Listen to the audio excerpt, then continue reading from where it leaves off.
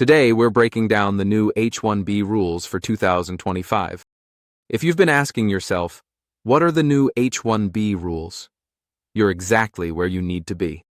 This year, USCIS introduced some of the biggest updates in the entire program, and whether you're an applicant, an employer, or an international student, these changes affect you directly. Let's start with an overview. The 2025 rules are designed to make the system fairer, more efficient, and more secure.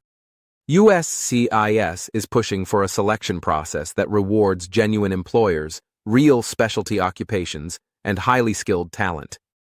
Instead of the old system, where some applicants got multiple registrations through different employers, the new system is beneficiary-centric. This means one beneficiary equals one registration. No duplicates. No inflated numbers. No hidden shortcuts. This change alone levels the playing field for thousands of applicants who used to be overshadowed by mass-filed entries. Next, let's talk about the most discussed update: wage-based priorities. While the lottery is still random, wage levels matter more now than ever. If you're offered a level 3 or level 4 wage, your chances increase because USCIS sees those roles as higher skilled and more specialized. Lower wage levels, especially level 1, are still eligible, but the competition is tighter. The message is clear. The program is shifting toward high-impact advanced positions, especially in STEM and technology. Now let's look at anti-fraud measures. The 2025 rules include some of the strictest enforcement tools the H1B program has ever used. USCIS now cross-checks all beneficiary information, employer details, and registration data. If anything looks inconsistent, the registration can be denied immediately. There are more site visits, more audits, and more identity verification. Consulting companies and third-party placements are under special scrutiny, meaning employers must provide strong documentation showing that the job is real, active, and clearly defined. Moving on to cap-exempt versus cap-subject filings. Cap-subject filings go through the lottery. Cap-exempt filings do not. Cap-exempt employers include accredited universities, nonprofit organizations affiliated with universities, and nonprofit or governmental research institutions.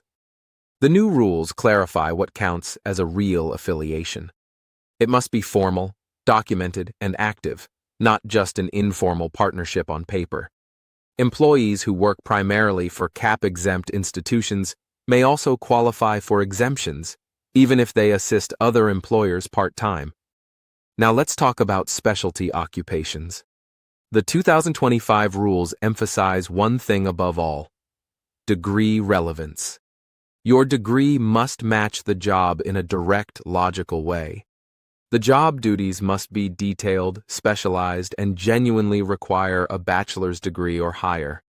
Titles don't matter. Duties do. USCIS now looks more closely at the tools, technologies, and responsibilities involved in the job. If the duties are too broad or too simple, the petition is likely to face an RFE. Next, STEM and AI talent. The U.S. is prioritizing global competitiveness in technology, and the new H1B rules reflect that. STEM graduates, AI professionals, cybersecurity experts, biotech researchers, and advanced engineers all benefit from the structure of the 2025 system. Their roles usually align with higher wage levels and more complex duties, which fit perfectly into the new specialty occupation and selection criteria. If you're in STEM, these changes actually strengthen your chances. Now let's shift to employer compliance. The days of submitting vague details during registration and fixing them later are over. USCIS now compares your registration to your final petition line by line. Everything must match: job title, job location, wage level, duties, and degree requirements. Employers must be ready for audits and site visits and should maintain strong records, clear LCAs, and consistent internal documentation. International students on F1 visas are also impacted. The new beneficiary-centric system helps students because it prevents duplicate registrations from crowding the lottery. STEM OPT students benefit even more, since their roles often fall into high-demand fields. However, students must ensure degree relevance and must work closely with employers who understand, or are willing to learn, the H1B process. Preparation now starts months before March, not weeks. Finally, let's talk strategy. Start early. Make sure your job duties are specialized and clearly connected to your degree. Confirm your wage level as soon as possible. Advise your employer to get documentation ready before registration even opens.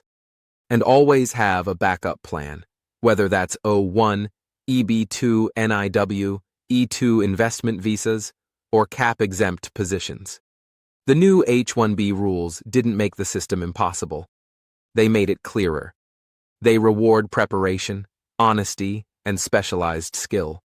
If you understand the rules and plan ahead, you can absolutely succeed in the 2025 H1B landscape. And that's your full breakdown of the new H1B rules. If you need help understanding your specific situation, preparing your case, or strengthening your strategy, reach out for guidance. You don't have to navigate this alone.